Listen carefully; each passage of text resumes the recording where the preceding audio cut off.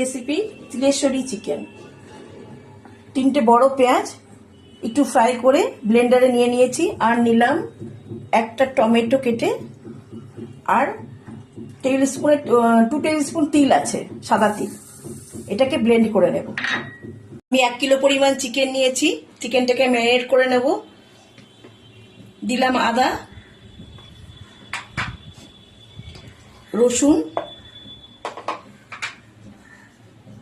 হলুদের গুঁড়ো 1 স্পুন, কাশ্মীরি লাল, ঝাল লঙ্কার গুঁড়ো 1 স্পুন, আর ধনে গুঁড়ো,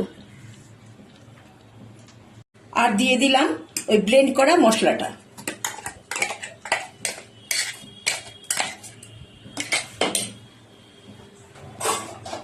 আর কিছুটা সর্ষের তেল দিয়ে সর্ষের তেল দিয়ে হাত দিয়ে ভালো করে ম্যারিনেট করে নেব।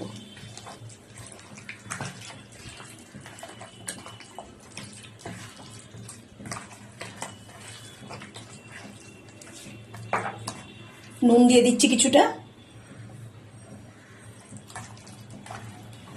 ব্যাস, ম্যারিনেট হয়ে গেছে, আধা ঘন্টা রেস্টে রাখবো।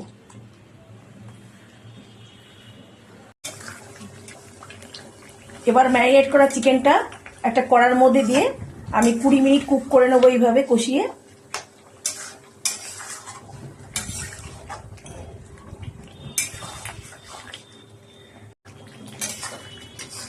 কষানোটা অনেকটাই হয়ে এসছে, আর একটু হবে।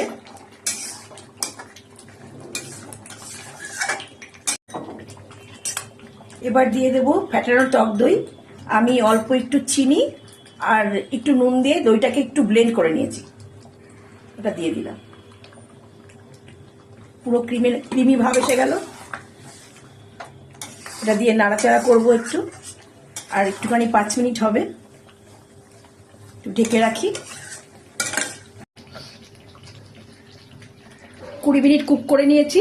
এবার দিয়ে দেবো শাহি গরম মশলা, এটা দিয়ে নাড়াচাড়া করে নেব। দেখতে যেমন লোভনীয় হয়েছে, খেতেও ঠিক ততটা টেস্টি হবে। আমার আজকের রেসিপি এটুকুই। ভালো লাগলে শেয়ার করে দেবেন। সুস্থ থাকবেন, ভালো থাকবেন। ধন্যবাদ।